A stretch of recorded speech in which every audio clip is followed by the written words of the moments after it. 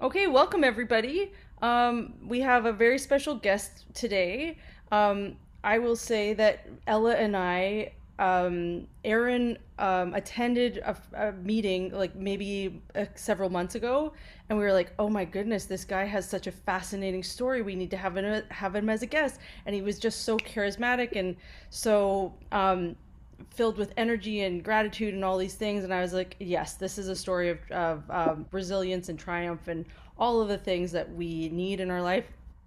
um, and so I reached out to him last month and was like, "Do you want to be a guest speaker?" And he was like, "I'm nervous, but yes, I'll do it." And we're so grateful that you're here, Aaron, and welcome. And let's give him our full Thrive After Stroke welcome. And over to you. Uh, Over to Oh, you. yes. Thank you, Julie. Yes, my name is Aaron, and yes, I was nervous that last month when Julie asked me to talk. I was hesitant at first. I'm relatively new to the group. I've only joined last year, so I was kind of, who is like, oh my God, am I allowed to talk? I'm still like relatively new, but I thought this is a good opportunity, right? So. I suffered a frontal lobe injury, and one of the deficits that people who suffer from frontal lobe injuries is you can struggle with task initiation and task completion. So that's, kind of starting something and then seeing it through to completion. So I thought, this talk will be a good kind of exercise that task initiation muscle. And I've engaged with a lot of heart failure communities online, so this is another opportunity to share my story, but with a new audience. Not necessarily an audience who has heart diagnosis, but a different diagnosis.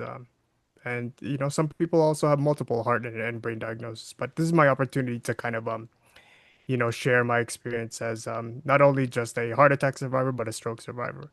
But I think the thing that kind of made me say yes was the timing. Um, uh, so the date is kind of it's somewhat special or important to me because uh 2015 in June 7, 2015, so it's about 10 years ago, 10 years and 3 days now. My life would change when I wasn't feeling well. I would call out to my aunt about chest pain, shortness of breath, and I would go into cardiac arrest.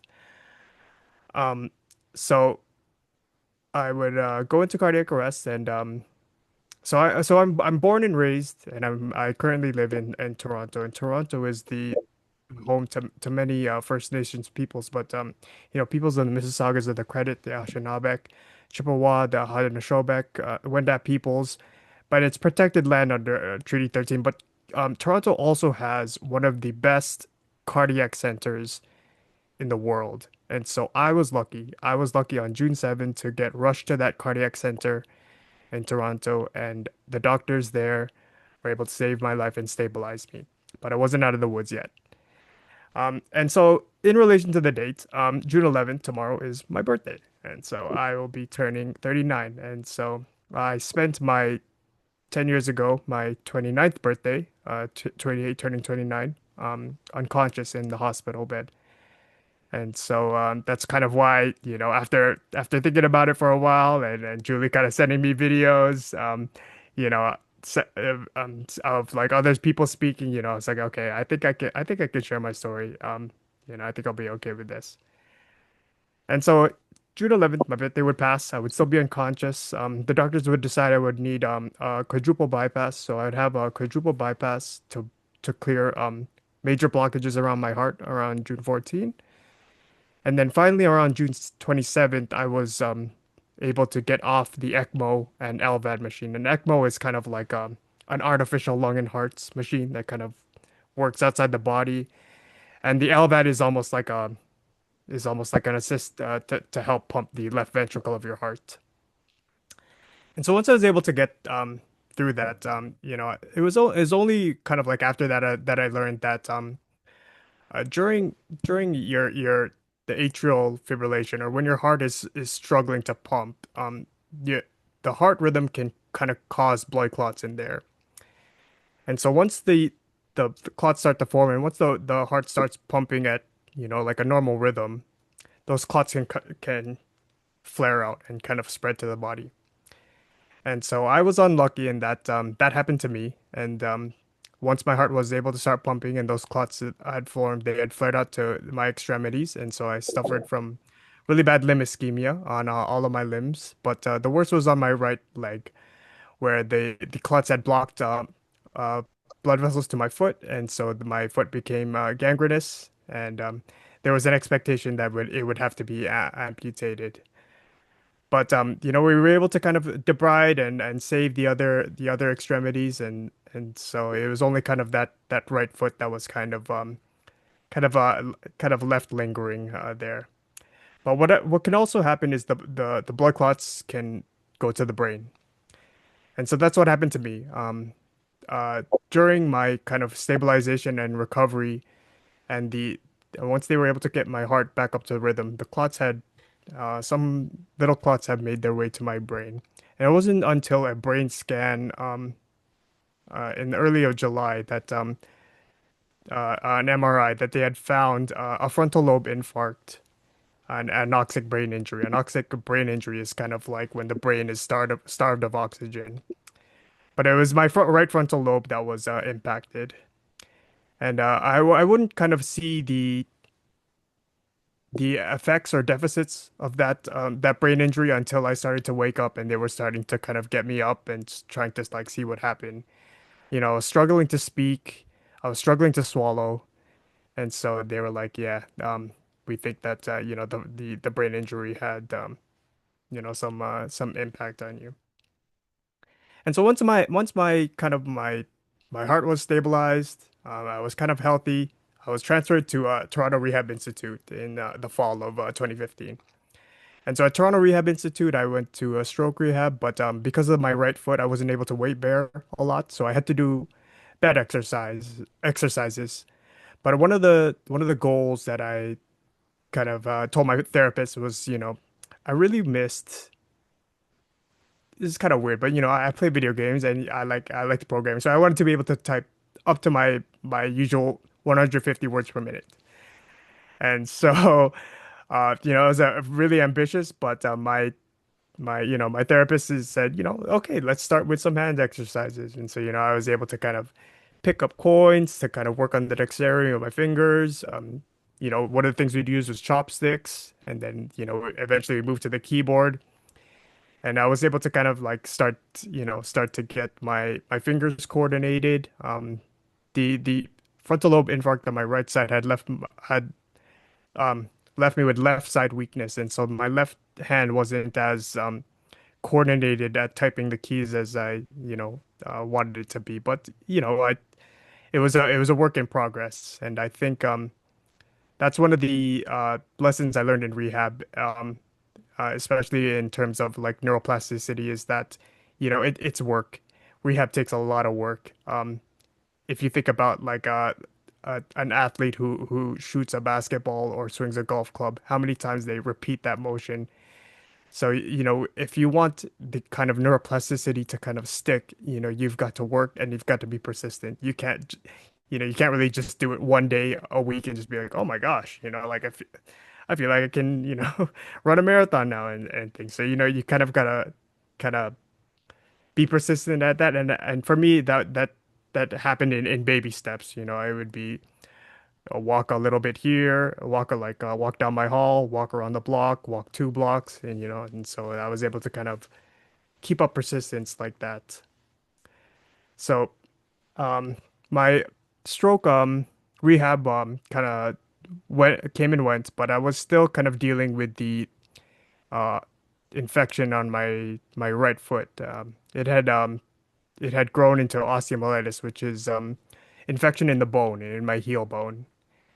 And so after, several years of like trying to get rid of the infection and save the right foot, it's happened 2015, so now it's 2018. I finally made the decision that, it was time to amputate.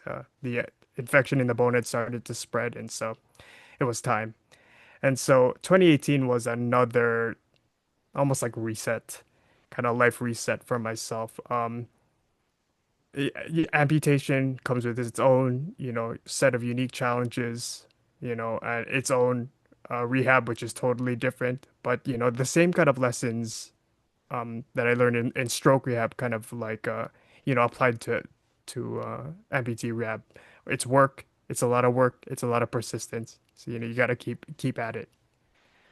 But for some reason, I wasn't. I feel like I had hit a plateau. I was still kind of in my wheelchair with my prosthetic. I wasn't really progressing as fast as I would like. Everybody kind of, I was looking around me, everybody was on their prosthetic, kind of like moving. I was still kind of tremoring kind of like really reaching for my wheelchair a lot, and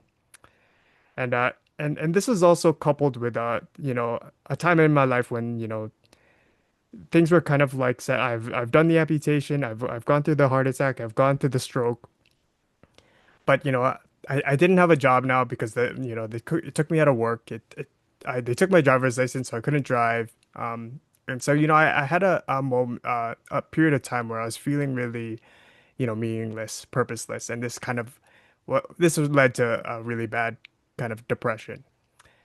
But again, lucky for me, I live in Toronto, which with one of the best cardiac centers, and my cardiologist was actually the one who noticed kind of my change in mood, and so she had referred me to a psychologist, and so I started to do that. I started to talk with the psychologist during 2019, and we were working on exposure therapy, trying get up and get out into the public to get over your fear of social anxiety, keep persistent at rehab even when the days are empty and you have nothing to do. A sedentary lifestyle is kind of one of the big risk factors for another recurrent stroke or a recurrent heart attack. So yeah, I was talking with my psychologist, and then this is the end of like 2019, and 2020 happens, and this event called COVID happens, right? And so COVID happens, everything shuts down. Um, but out of COVID, an opportunity arose, and where my psychologist was kind of noticing that maybe, Aaron, you lack maybe a sense of community, right? So I'm gonna invite you to a study where we're testing kind of like the experience of heart failure patients in an online community and kind of thing. And that was a gold mine because I think I was definitely naive. I definitely didn't realize the power of community. Um, when I hear, I think when I heard support group in my mind, I was just biased like a support group. Like, is this kind of like a place where we go, hi, my name is Aaron. I've been a stroke. I'm whatever, kind of like almost like an AA meeting. Like, sorry to make that comparison, but when you hear support group, my mind kind of just went to this bias kind of like thing, and so. But it totally wasn't that, and as you can see here, people here are just, they're just normal people sharing their stories. We just happen to have a shared diagnosis. And so I was kind of blown away that how kind of like I had ignored this resource for a long time. And so I started to engage with it, and that kind of led me, the patients in there had kind of led me to a research event uh, that involved heart failure patients. And so I was like, okay, what is this research? Let's just attend this research event. Again, I'm not doing anything. I don't have work. I just do kind of rehab at home. But my days are empty. I'll attend this research event. And what it was Transform HF, which is a grant out of Toronto, and they were hosting kind of a pitch project for students and trainees to kind of show their heart failure research to patients. And so I was kind of like, huh, do they usually do this? Do they invite patients to kind of like to research projects? And they were kind of like, no, this is kind of like new. A lot of medical research has kind of been performed on the patient. Kind of like if you can imagine like a scientist with a magnifying glass kind of like analyzing, the patient. But there's now a really big kind of movement, especially in Canada, where research, especially health research, has to be co-collaborated with patients now. They want patients at the table. And so I discovered this with heart failure and the heart failure grants, because the heart failure grants that Transform HF was giving out, they didn't allow you to progress without having a patient partner. So these research teams needed to have uh, heart failure patients or heart attack patients with lived experience to kind of participate in the research. And so that's kind of when I wouldn't say it's it's my calling, but kind of felt my feeling of purpose, and that's kind of when the meaninglessness and the purposelessness, that feeling of and that depression kind of started to wash away, was when I started to kind of like really integrate myself with the community.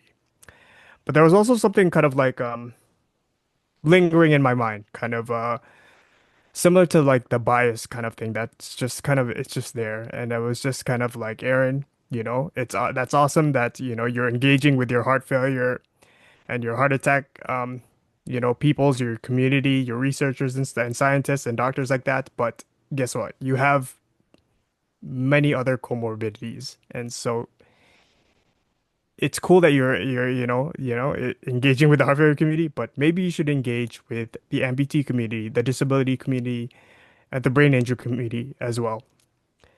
And so that's when I was like, okay, maybe I should, especially now with the golden age of Zoom. I can't really, come up with an excuse to kind of like not join. I mean, maybe just time, but so I Googled, I looked around on Eventbrite, and I found stroke support groups from Minneapolis. There was an Inspire. There was a group out of North Carolina, the Vista Health Group, and they welcomed me with open arms. I had just applied, and I was just like, I'm looking for an online support group, of stroke survivors. I found you guys on Eventbrite.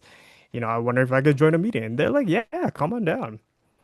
And so I've actually been attending Inspire group chats weekly. They have an extensive kind of regiment of meetings. They have like 4 meetings a week online, so that's a lot. And then Vista, the North Carolina group, they meet like once a month.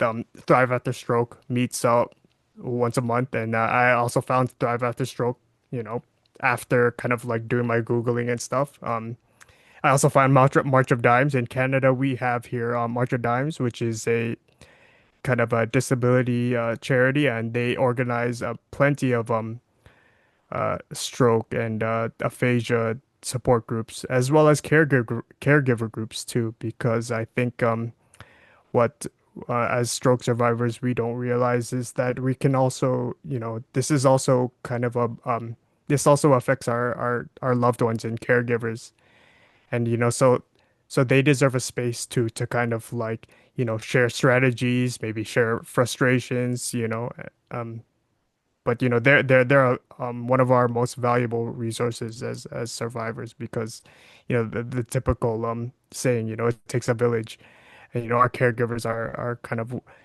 one of the very important members of that village. And so I was ingratiating myself with stroke support groups, which is great.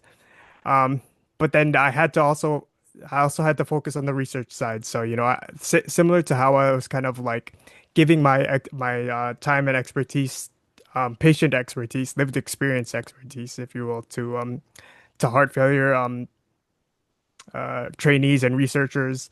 I needed to do that for stroke and brain injury as well. And so luckily we have there is kind of like a new movement almost in health, where I, I know a lot of you are going to say duh, but like, where the heart and brain are connected, right? And like a lot of the diseases are connected, but a lot of the doctors, they work in silos. And so like the brain doctor only treats the brain, the heart doctor only treats the heart. And so the diagnosis that can arise from the combination of heart and brain kind of stress can you know is kind of a new frontier, and it's kind of yeah. And so we have a project out of Transform HF, which is called On Earth CVD, where we look at the risk of people with heart failure and their risk of vascular dementia later on in life. and I'm also part of a committee in Ottawa, which is called the BHI, the Brain Heart Interconnectome. They are a grant coming out of the University of Ottawa that is similar to Transform HF. They're looking to involve patients in research, but this research is specifically brain and heart research, right? So there's a lot of so I was able to find a lot of kind of purpose and meaning and a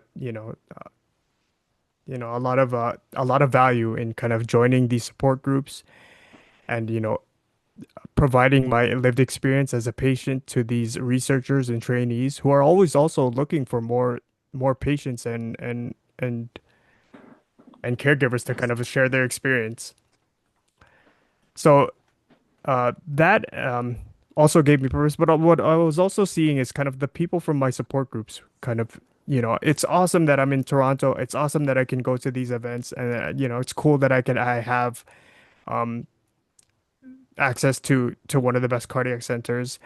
But what about the support group members who, live in, I don't know, live in the territories or, live in the Atlantic provinces or live in like Alberta or Saskatchewan, Manitoba, the prairies, right? So like we like to think we have universal healthcare here in Canada, but obviously it's not universal. Like somebody like me, is lucky to have access to all these resources and access to all these kind of opportunities in Toronto.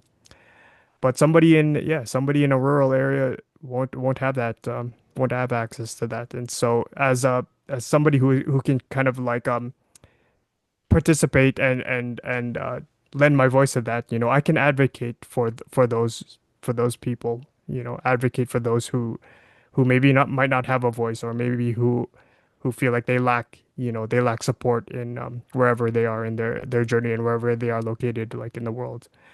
Because as stroke doesn't discriminate by age. It definitely doesn't discriminate by location. So I think if we can elevate the quality of care for, you know, one person in a rural area, that should be a benchmark to raise the quality of care for everybody.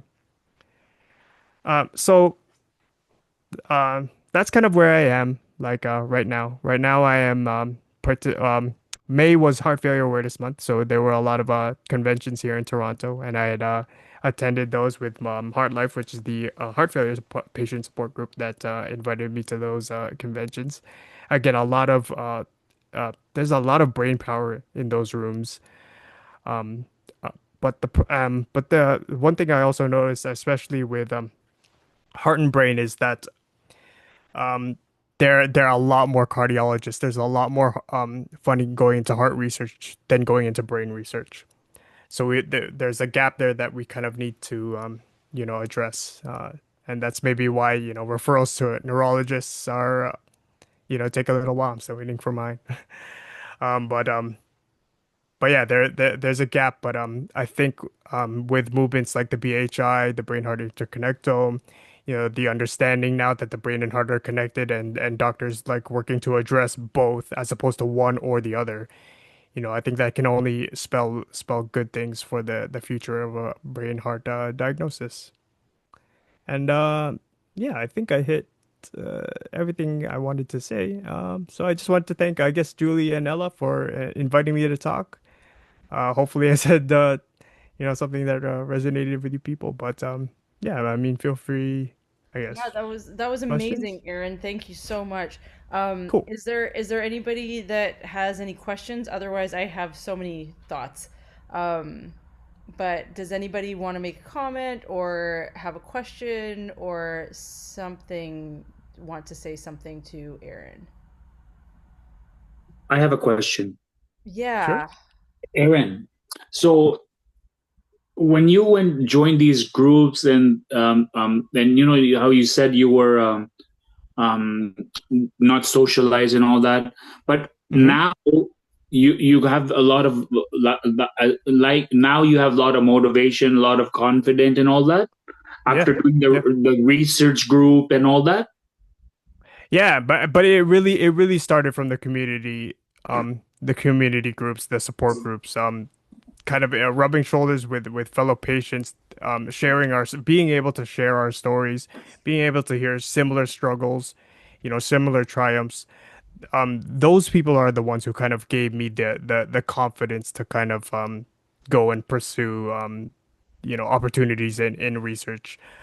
Uh, because not only were they uh kind of the first ones to kind of like welcome me into the space, but they're also human beings like you and I, and they're all worth fighting for. And so I think if me as a person who's in a privileged area and a privileged space to kind of speak up for them, that kind of gives me confidence and motivation to kind of like speak out and maybe join those opportunities and maybe give them a voice where they might have none. Did I Right. answer your question? I kind of went Yes. No, rambling. no, you did. Yeah. And Awesome. one more I have, and then I'll Yeah. stop. Um, what about your? You know how when we even myself when I had stroke and all that, the Hmm. social skills. How is that now? Hmm. With socializing with people, meeting new people, having conversation about whatever, like sports or restaurant or I don't know Yeah, yeah. anything, books or how's that? Yeah, that's another thing I would say. Neuroplasticity, it can happen anytime, but it can also happen like much later in life. So I think I was kind of like really antisocial, uh, especially after my heart attack and stroke, and then even more so after the amputation in 2018. So that's pretty much 4 years of kind of like Right, not really socializing, talking with people. But I had like I had friends, I had family members that could talk to, and so those are kind of like my bridging the gaps. Those are kind of like my baby steps. And then obviously right, COVID happens, and so everything moves online. And so kind of right. the socialization kind of had to move virtually. And so Yes, for me that actually kind of like was, what kind of helped. It was easier to socialize in person than it was obviously in person, but maybe that is for some than others, but for me, that definitely kind of helped me. And so I was able to kind of like join these groups, join heart failure groups, share my story, keep kind of repeating, and that's kind of like me exercising that muscle. rehab. And so that's kind of how I was able to kind of get back my speech. I had really bad dysarthria back in the day, back at the beginning of my stroke. But over time, this is the things that I kind of practice.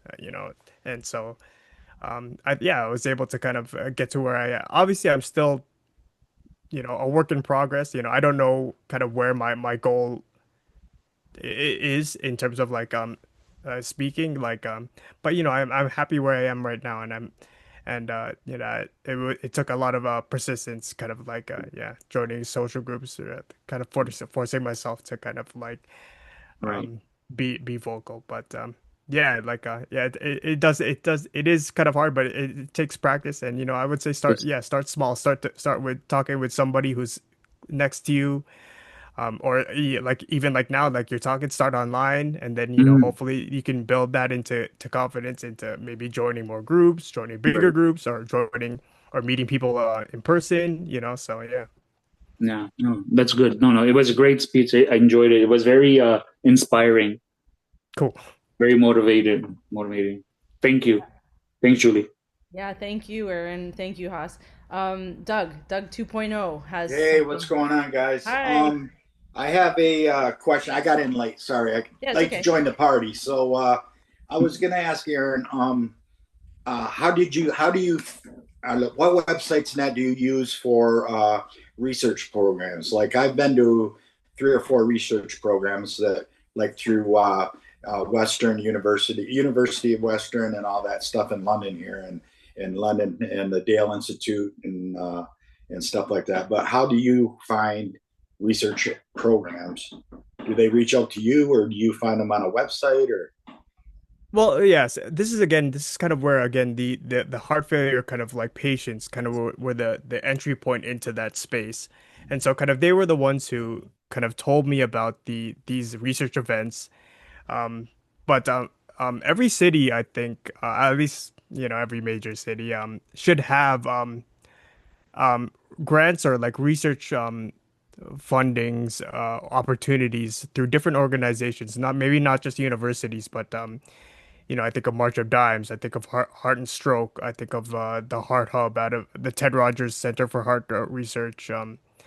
You know, uh, I think these places, like if you're able to kind of like find resources for them online, but there are also resources kind of like in person. If you go to your rehab, usually they have sometimes they have like flyers like posted beside elevators if you notice, kind of like, are you a person with this? And so that's an opportunity to kind of like find research. But I would also talk to your doctor. Your doctor or your neurologist will know kind of will have maybe an in as to the patient scientist who is working on research, or maybe trainees who are developing research that need that need that neurologist kind of like advice.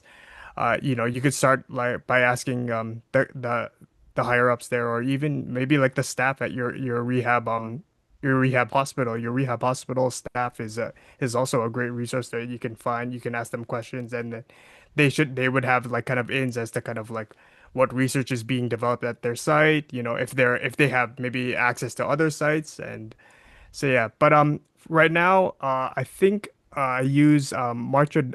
Well, I once I kind of like joined these organizations like the BHI, they have you almost like in a patient registry.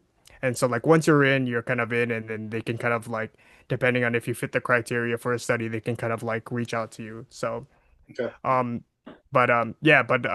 yeah, so I would start by asking, asking you maybe your neurologist, your stroke care team. Yep, BHI, March of Dimes, BHI, the brain heart interconnectome. Yep. Awesome. All right. What's Appreciate that? that. What about that one that you Yeah. said, brain heart transform?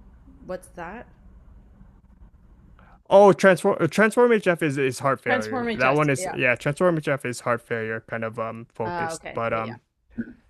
they have their kind of central hub is the Heart Hub, and Okay. it's through the Heart Hub that they kind of list like patient projects. Cool. Okay. I really hate saying you can just Google it, Yeah. Yeah. but Yeah. But Google is but like a good but I resource. mean Yeah. Yeah.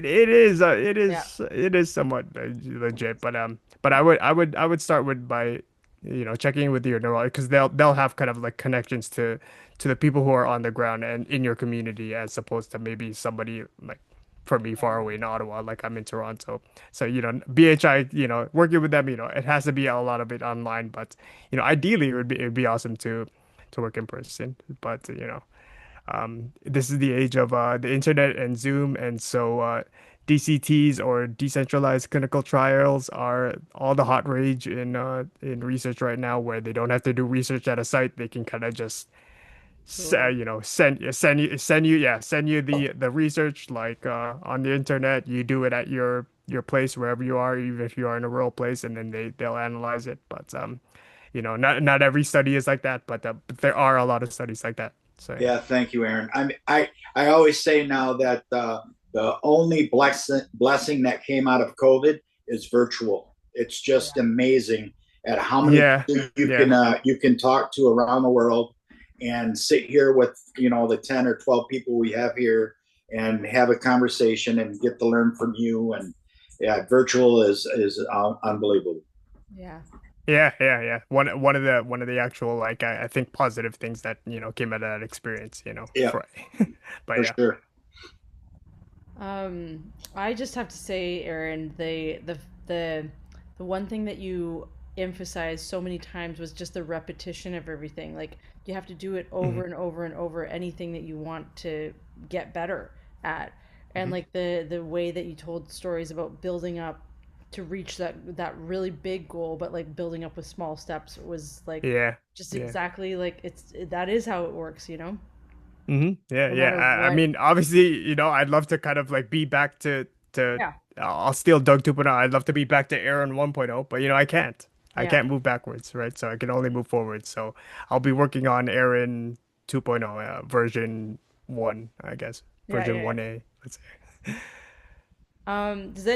I'm about to shut off the recording, but does anybody else have a question or a comment or anything before I shut off the recording? I found the March of Dimes to be a wonderful resource. When I was in recovery, the what was available in therapy and that was a limited period of time. And of course, when OHIP comes to an end, the program disappears. And I found myself really lacking of opportunities to get out of myself because I knew my problem is I tried to withhold. Um, and I just did like what you did, Aaron. I Googled and got what information was available, and one opportunity kind of led to another.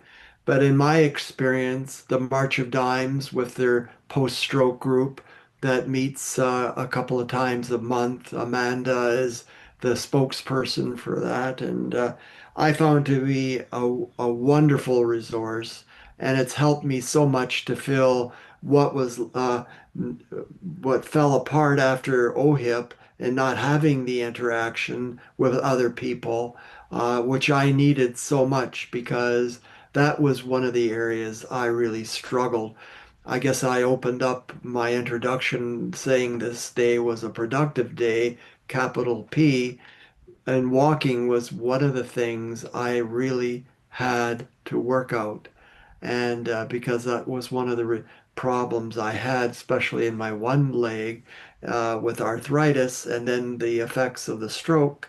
Um, so whenever I get a chance to either use my walker or use my cane, I love to get out, and it's an opportunity to get out with the people, if you will. I shop and that. But if I find the March of Dimes, I have profound respect for them and what they do and the work they do. And thank God I found them. And all I did was like, going Googling and seeing who did what and what were the kind of the goals. And from there, things kind of spiraled. And uh, that's a little bit of my story. Cool. Thank you for sharing yours.